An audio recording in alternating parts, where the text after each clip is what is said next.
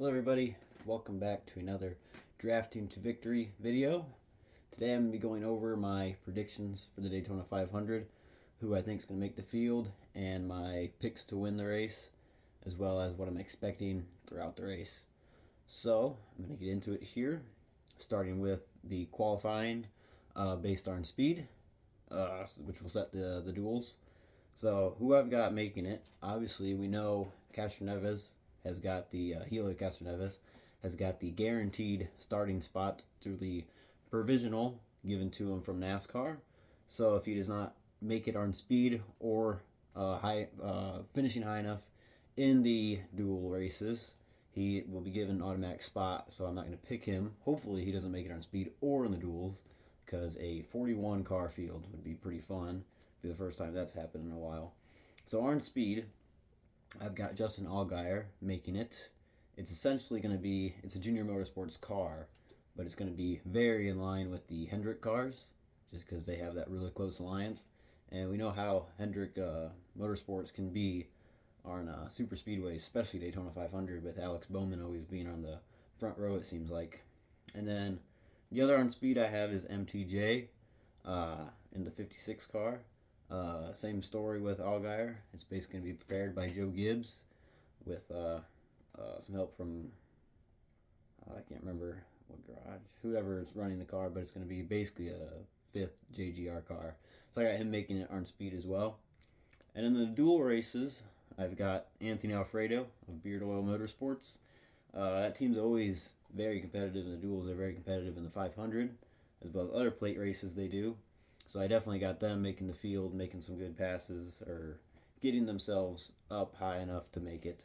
And Alfredo's, he's a good driver for the team. And then I got, might be controversial, but I got Corey LaJoie making the Daytona 500. He's had some things earlier in the year, digging down in the other forms of NASCAR, Xfinity, and trucks. But he's got this is his best form of racing, is the plate racing. He's always up at the front, and being not guaranteed to be in the race, he's going to be very racy in the duels. So he'll definitely be charging to the front. And so for the misses, not the misses, but the people who are going to miss the race, I've got J.J. Yaley. I don't think the 44 car is definitely not going to have that speed unless something crazy happens. A lot of people wreck out. Then they'll get up there. They're not going to qualify for speed. They're not going to be competitive in the duels. And then I got Chandler Smith for the 66 garage, or MBM Motorsports. Same story, very slow, just about always. And I got BJ McLeod in the 78. He did impress me last year. Last year he did have some good pace in the duels, but he missed out, unfortunately, not finishing high enough. And then the 84 of Jimmy Johnson. He just doesn't really have it anymore, it seems like. I'd love to see him make it, because I like seeing Jimmy Johnson race. He's a legend of the sport. But there's a huge amount of pressure on him with Shaq joining to help sponsor that. So he's definitely going to be trying to make it on speed. That car's going to be tuned out in the qualifying Wednesday, because he's got a lot of pressure to make it. Plus, when he gets to the duels, if he's not already locked in, he's going to be very, very racy as well. But I just got him missing the cut with Alfredo and LaJoie making it there. So my four drivers are going to be Allgaier, MTJ, Martin Truex Jr., Anthony Alfredo, and Corey LaJoie, and obviously Helio Castroneves. But as far as the racing goes, stage 1 and 2 is going to be mostly fuel saving. It's what the next gen has been until last 10 laps of the stage. It seems like then they all start racing a little bit, and same with the final stage. It will be pretty fuel save, pretty conservative until the last 10 laps, last 15 laps, and it's going to get pretty racy. But I'm going to go through. I got three. I went to Racing Reference, got the best drivers for each manufacturer, and I put that into the ones to watch category. So we're going to start with Ford. We got Joey Logano with 2 top 5s, 2 top 10s in the last 10 races, and very few DNFs there. He's got the second most points earned over that stretch, so he's definitely going to be competitive. He's always up at the front at plate races. And then I've got his teammate, Ryan Blaney, over his last 10 attempts at the track. He's got 1 win, 2 top 5s, and 5 top 10s. So he's very consistent. He has had a few DNFs as well. I mean, everybody has. It's Daytona.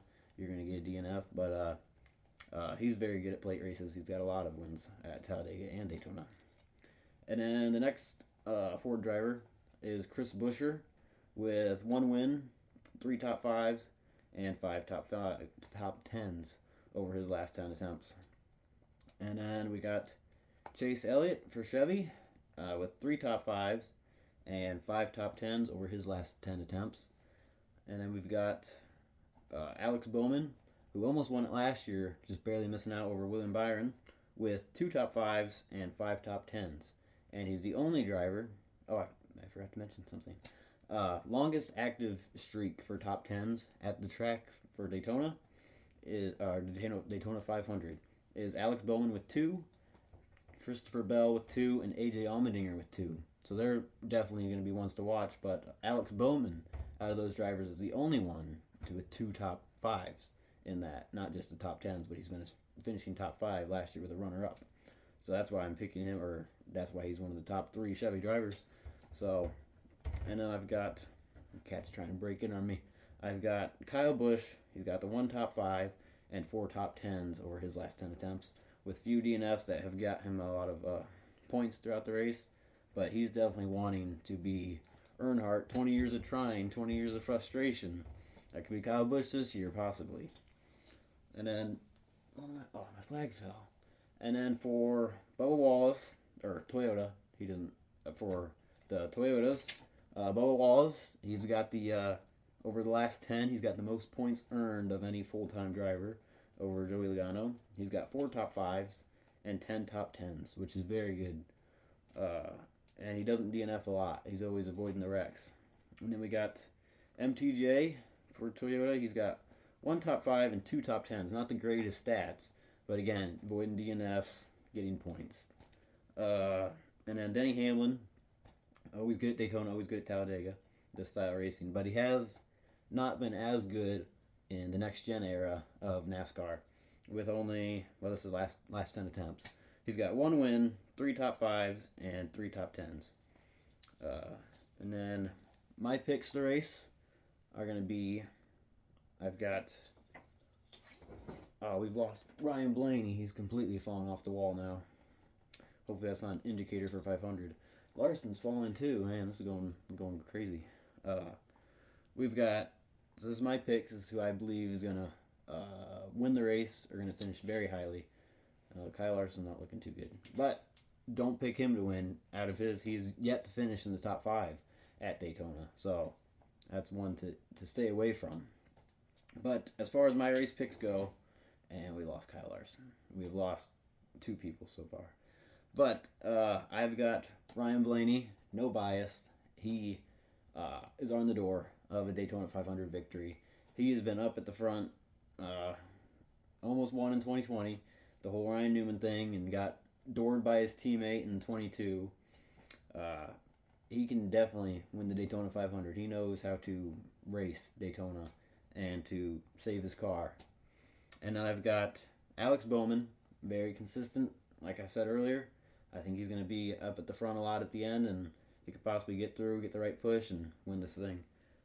Excuse me. And then Bubba Wallace, same story. He's always up at the front. He knows how to race plate races. He can make the moves. He can stay alive at the end. Been very close to a lot of victories at Daytona with, what year was that? 2019, Byron getting his first win. Or was that summer 2020? Anyway, Byron getting his first win, had to basically push Bubba out of the way to get through to end up earning the victory. He's always up there at the front. And then my long shot driver to win, I'm going to go with the 4 car of Noah Gragson. He is a very consistent driver, or very good plate driver, won here in Xfinity Series. Currently, in the last 5 attempts, he's got 1 top 5 and 2 top 10s. But I feel he's just going to be a driver that's going to be very aggressive. That's Noah Gragson's whole thing, is he's not going to sit around and wait. He's going to try to get up to the front. So as far as Daytona goes, I've got Ryan Blaney, Alex Bowman Wallace, and possibly a long shot with Noah Gragson. So let me know who you think you got winning Daytona 500, who you think's going to have the best points day or whatever. And just make sure to like, subscribe, and tune in for the next one. Thank you. Bye.